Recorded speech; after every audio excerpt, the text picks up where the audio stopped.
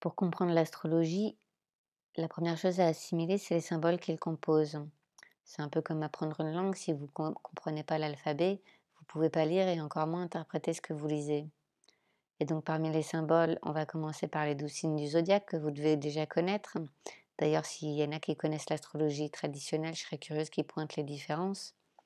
Ensuite, on verra les 9 planètes et enfin les 12 maisons. Chaque signe est gouverné par une planète, donc il y a les planètes qui gouvernent 2 signes. Et à chaque signe, on peut associer une maison. Mon professeur essayait de m'en faire douter, mais vous verrez à la fin, les caractéristiques des maisons sont étroitement similaires à celles des signes. Pour sa défense, le rôle de l'enseignant en astrologie, c'est de faire comprendre aux élèves que les choses ne sont pas toujours aussi simples qu'elles y paraissent et qu'il faut regarder l'ensemble du thème avant d'essayer d'émettre des conclusions. Ce que vous pouvez retenir de cette histoire, c'est ce que je vous disais, interpréter un thème, c'est un petit peu comme interpréter un texte en plus dans une langue morte. Si vous demandez à plusieurs traducteurs de vous interpréter le même discours, le même texte, théoriquement, grosso modo, ils devraient avoir la même traduction. Mais il y a peut-être des termes ou des expressions qui vont décider certains de nuancer ou de décrire autrement de par leur expérience ou leur sensibilité. En astrologie, c'est la même chose. Par exemple, Hervé Cusso, il a une faculté à voir le lien dans un thème avec l'Ayurveda, c'est-à-dire la santé du corps. Là où moi, ce qui va me sauter aux yeux, c'est les interactions relationnelles, surtout entre plusieurs thèmes. Ce que j'aimerais que vous reteniez, que ce soit en astrologie ou dans tous les domaines de la vie, c'est de vous entraîner à faire la distinction entre les valeurs absolues et les valeurs relatives. Qu'est-ce que j'entends par là? Puisque dans l'absolu, tout est relatif. Par exemple, les définitions, notamment celles qui viennent des textes sacrés, vous pouvez considérer ça comme des valeurs absolues. Les positions des planètes, ça peut aussi être considéré comme des valeurs absolues, même si je vous l'accorde, elles sont calculées relativement aux positions d'autres constellations. Versus les images, les illustrations, les exemples qu'on peut vous donner pour vous aider à digérer des concepts qui sont pas forcément, qui sont complexes. Ça, c'est davantage des valeurs relatives. Je vous dis ça parce que c'est important de toujours remettre le contexte, surtout quand on vous avance des chiffres pour vous convaincre de quelque chose, de regarder le pourquoi du comment. Et si je vous dis ça, c'est parce qu'on va commencer par le bélier. Donc maison 1, Lego, ça n'étonnera pas grand monde, je pense. Mesha, c'est bélier. En Jyotish, Rashi en sanskrit, c'est le signe. Maintenant, si comme moi, en astrologie traditionnelle, votre signe c'est le bélier, ou peu importe votre signe, sachez qu'il y a peu de chances que ce soit le même en astrologie védique. Et donc là, on va faire une petite parenthèse importante. Pourquoi? Parce que en astrologie occidentale, on considère que c'est le soleil qui va définir principalement les caractéristiques d'une personne. Le soleil, c'est l'âme, donc ça a tout son sens, mais c'est aussi l'ego, donc ce qu'on projette au monde. Là où l'astrologie védique va préférer considérer que c'est le mental qui définit le mieux une personne et donc garder la position de la lune comme signe principal. Les 2 ont leur intérêt. En astrologie védique, on va analyser le thème et donc répartir les maisons, d'abord par rapport à l'ascendant et par rapport à la lune, mais le faire par rapport à la position du soleil peut avoir son intérêt comme vous l'aurez compris. Maintenant, si vous avez déjà fait votre thème en astrologie occidentale et que votre lune tombe dans la même maison que le soleil, et ben même là, vous n'êtes pas garanti d'avoir le même signe dans les 2 astrologies dans les 2 systèmes différents. Parce que, ben, en astrologie tropicale et vous avez peut-être déjà entendu, l'explication de la différence avec l'astrologie sidérale, on considère grossièrement que le soleil se contente de tourner autour de la Terre. Alors qu'en définitif, il oscille et se déplace à des vitesses différentes en fonction des saisons. Ce qui fait que tous les ans, le soleil change de période. Là où l'astrologie védique va essayer de se coller au maximum des positions réelles et donc des dates astronomiques. Là, vous avez les 3 dans le tableau, j'essaierai de les mettre sur le site. Ça peut vous donner une idée, grossière de quel est votre véritable, où est votre véritable soleil par rapport à votre date de naissance. mais comme je vous dis, c'est pas fixe. Tous les ans, le soleil il va se déplacer de quelques degrés. Donc le seul moyen d'avoir, vraiment, de pouvoir établir votre thème, c'est d'utiliser des logiciels. En attendant d'avoir développé les miens, mes outils, j'utilise Maitreya, qui me paraît le plus clair, le plus facile à utiliser. Malheureusement, on ne peut pas l'utiliser ni sur Mac ni sur iPhone. Et donc là, quelle application, qu'elle soit gratuite ou payante, vous conseillez? J'avoue, j'ai pas beaucoup d'idées. Après les dates, les positions, excusez-moi, des planètes, ça reste les informations les plus pertinentes. Donc même si c'est pas très, très clair, si vous fouillez, vous allez bien finir par les retrouver, idéalement avec les nakshatras associés. Donc si on revient à nos moutons, ou plutôt à nos béliers, les Mesharashi, le feu de l'âme en mouvement. Si l'univers devait choisir un signe pour démarrer une révolution, ce serait lui. J'imagine que c'est pour ça qu'il démarre le bal. Le bélier, c'est un starter, c'est pas un suiveur. Il demande la permission à personne. Il trace sa route, quitte souvent à foncer droit dans le mur et en plus, la tête la première. Pour cause, en même temps, la planète qu'il gouverne, c'est Mars, comme le Scorpion. Mars, heureusement, c'est pas seulement la planète de la guerre et de la violence, c'est surtout celle de l'énergie, du courage et de l'action. Vous pouvez imaginer une porte fermée, là où tout le monde va attendre qu'elle s'ouvre, le bélier, il la défonce. Ceux qui m'ont connue quand j'étais adolescente, ils sauront que ce n'est pas seulement au sens figuré. Bon, maintenant, ça vient peut-être pas seulement de mon soleil en bélier, ça vient peut-être aussi de l'influence du nakshatra de ma lune. On va revenir sur ces histoires de nakshatra. Mais bon, vous avouerez que quelqu'un qui force les portes fermées, ça peut avoir son utilité dans certaines situations. Et donc, parmi les principales qualités du bélier, on a le courage, la spontanéité, pour pas dire l'impulsion, l'énergie brute, le leadership naturel. Il inspire même sans le vouloir. C'est pas mes mots, c'est ceux de ChatGPT. J'essaye de rester objective. La nature profonde du bélier, c'est le premier signe du zodiaque, le premier dans l'action, le premier à se lancer. Non pas par stratégie, mais par instinct. Je vous laisse imaginer quand il réfléchit avant d'agir, à quel point il peut devenir redoutablement efficace.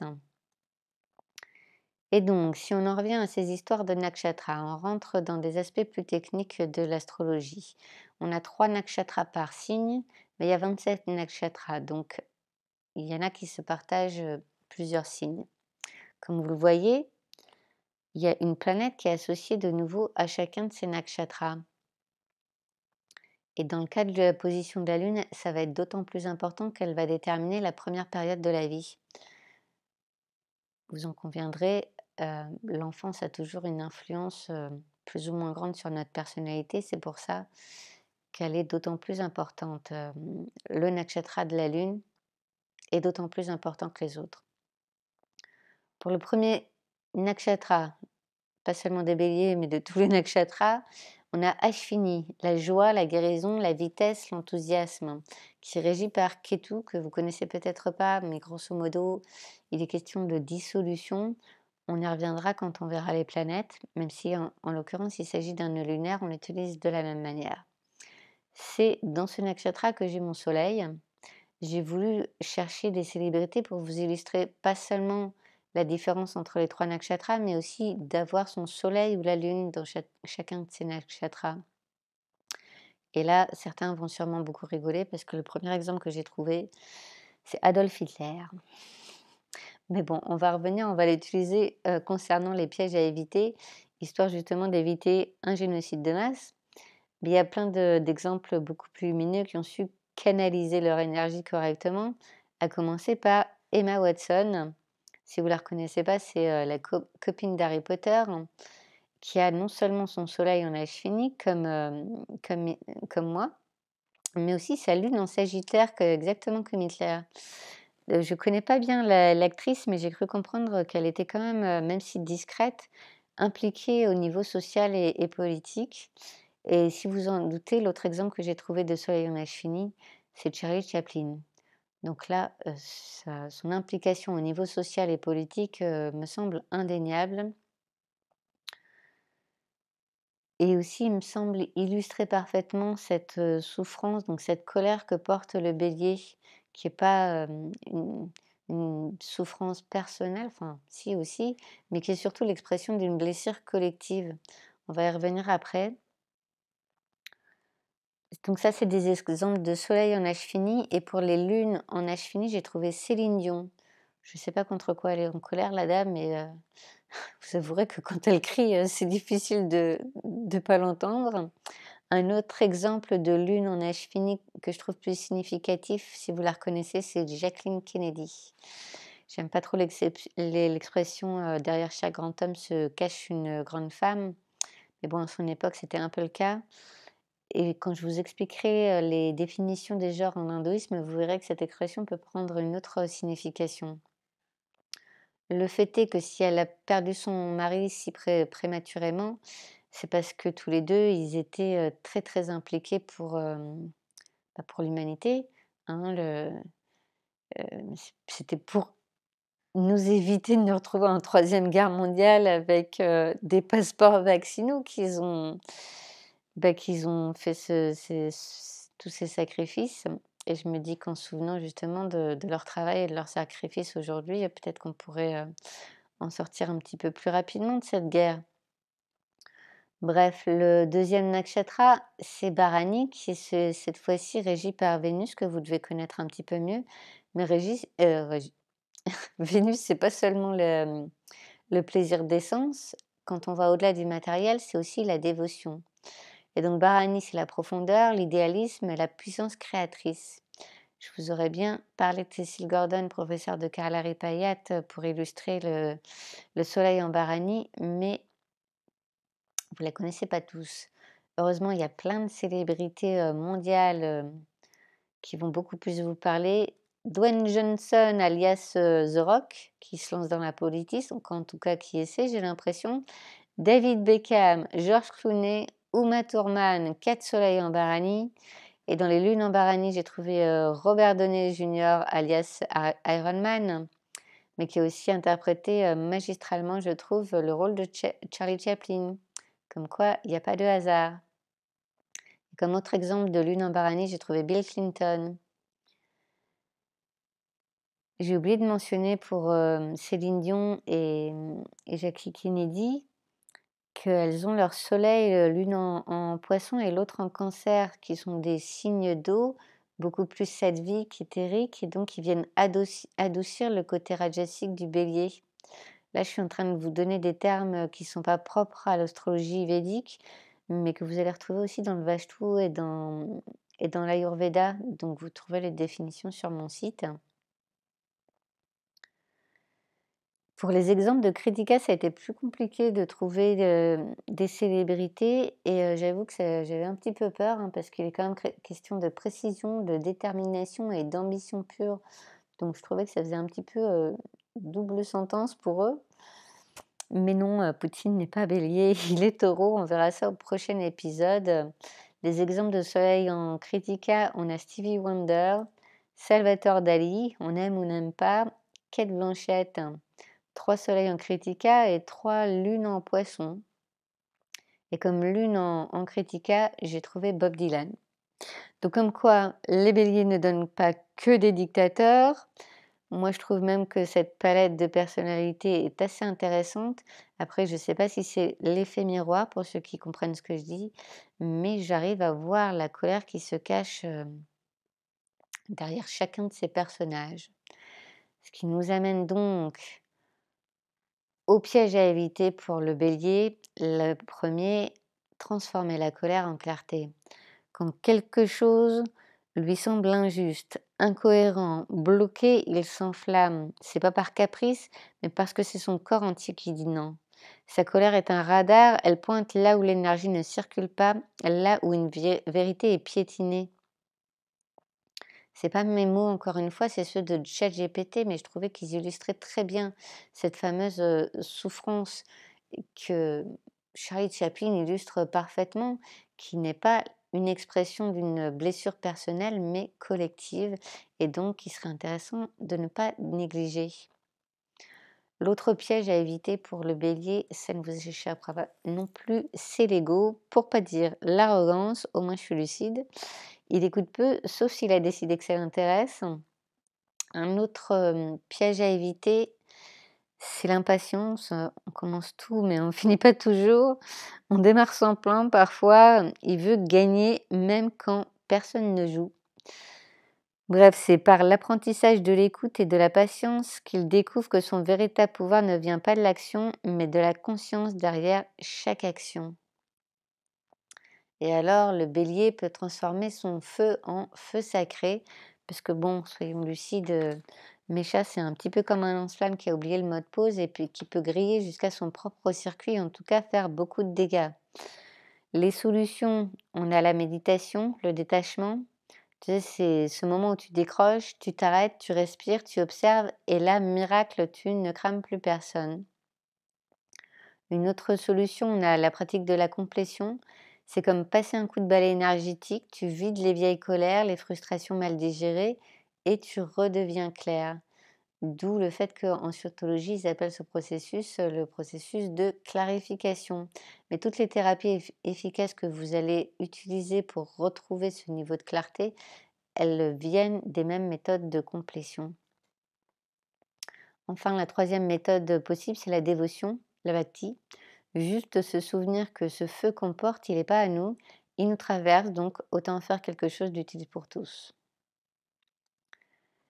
La mission du bélier, le mécha, c'est le feu du dharma. Il est là pour agir, démarrer, allumer la flamme. Pourtant, Johnny Hallyday, j'ai vérifié, il n'est pas bélier. Son chemin, c'est apprendre à canaliser sa puissance sans l'éteindre, parce qu'ainsi, il peut ouvrir des chemins que souvent personne ne voit encore. En amour, Mécha, il aime fort, il parle fort, il vit fort, donc ça peut être très excitant, mais il est souvent maladroit s'il n'apprend pas à écouter encore une fois. Et c'est en ouvrant son cœur et en cultivant la dévotion avec sincérité et en pratiquant les mantras que ça peut l'aider à dépasser ses schémas. C'est par la discipline spirituelle que Mécha ne devient pas juste un leader humain, il devient un passeur de lumière. Et là, j'ai vraiment utilisé Cécile Gordon, professeure de Kalaripayat et de yoga, entre autres, parce que je trouve que sa capacité à déceler les blocages dans le corps illustre parfaitement ce pouvoir du bélier. Grâce à ça, elle a développé des mouvements qu'elle appelle yoga. Disons que c'est du stretching doux, passif, qui va vous permettre de réduire les tensions et les douleurs dans le corps. Sincèrement, je vous conseille tous d'essayer. Bon, elle est bélier, elle n'est pas facile, hein, comme moi, mais son travail mérite d'être plus connu. Elle a déménagé, mais elle fait encore des stages sur Paris et ailleurs, donc n'hésitez pas à la contacter, vous m'en direz des nouvelles. Donc pour conclure, le mécha, c'est la première étincelle, c'est celle qui fait passer du rêve à l'action, mais ce feu, s'il n'est pas relié à quelque chose de plus grand que lui, il fait des dégâts. Il court partout, il s'épuise, il se fâche avec tout le monde. C'est quand il se connecte au soi, à cette part profonde, vaste, tranquille, que là, ça ne devient plus seulement un feu nerveux, mais un feu sacré. Un feu qui éclaire, un feu qui transforme, qui consume les illusions et les karmas, non pas avec rage, mais avec amour. Et là, Mesha devient le canal de l'unité par Madvaita en action.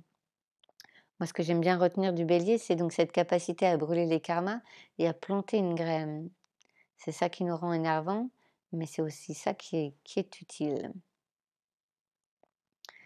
Donc, si vous reconnaissez des méchas dans votre entourage ou bien même que c'est vous, eh ben, taguez-les ou taguez-vous et dites-lui ou dites-vous merci de mettre le feu. Prochain épisode, le taureau. Si vous voulez être prévenu en avant-première de quand sortira les articles et les vidéos, il suffit de s'abonner. Entre YouTube, Insta, Facebook, on a le choix. J'ai pas de TikTok. Si vous en voyez l'utilité, n'hésitez pas à me le faire savoir. Si vous avez des questions, n'hésitez pas non plus à les poser. On peut toujours faire des vidéos intermédiaires. Et en attendant, je vous dis au prochain épisode avec le taureau.